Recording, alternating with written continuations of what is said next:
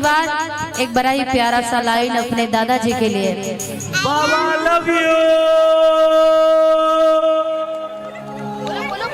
बोलो बाबा I love you.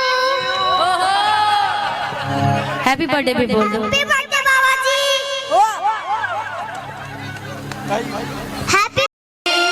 थोड़ा सा साइड हो जाइए, उधर से यूट्यूब वाले भाई लोग भी हैं, आगे से जो लोग हैं थोड़ा थोड़ा साइड होकर के।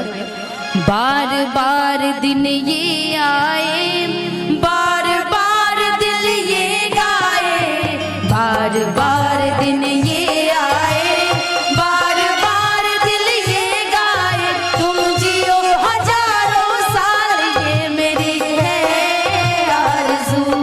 हैप्पी बर्थडे टू यू चाचा जी, हैप्पी बर्थडे टू यू दादाजी, हैप्पी बर्थडे टू यू दादाजी, happy birthday to you.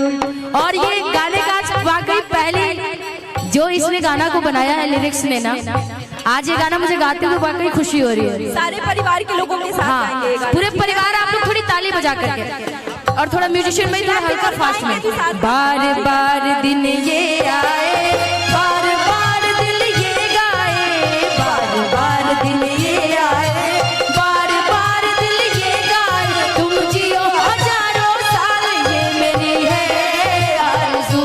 Happy birthday to you दादाजी, हैप्पी बर्थडे टू यू दादाजी, हैप्पी बर्थडे टू यू दादाजी, happy birthday to you, happy birthday to you दादाजी, happy birthday to you, happy birthday to you दादाजी, happy birthday to you.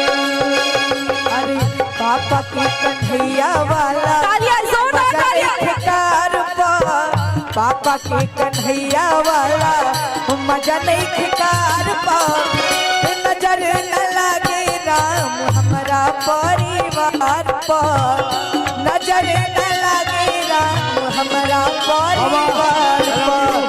बाबा की कन्हैया वाला मजा नहीं ठिकार पा, बाबा की कन्हैया वाला मजा नहीं ठिकार पा, नजर न लागे राम जी हमारा परिवार पर, नजर न लागे राम जी हमारा परिवार पर।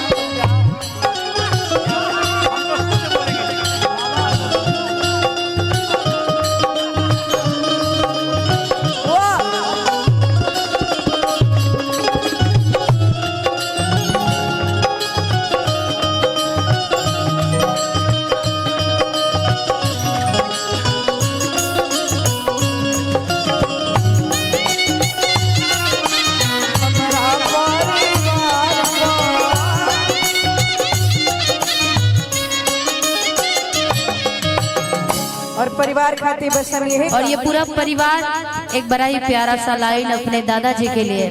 बाबा लव यू। बोलो बाबा I love you. Happy birthday भी बोल दो। हैप्पी बर्थडे बाबा जी। हैप्पी बर्थडे बाबा जी। और प्यारे प्यारे हमें लगता है कि ये परपोता होंगे सब ना, परपोता लगेंगे, तो पूरे परपोता के तरफ से, पोता के तरफ से, छरपोता के तरफ से जितने लोग हैं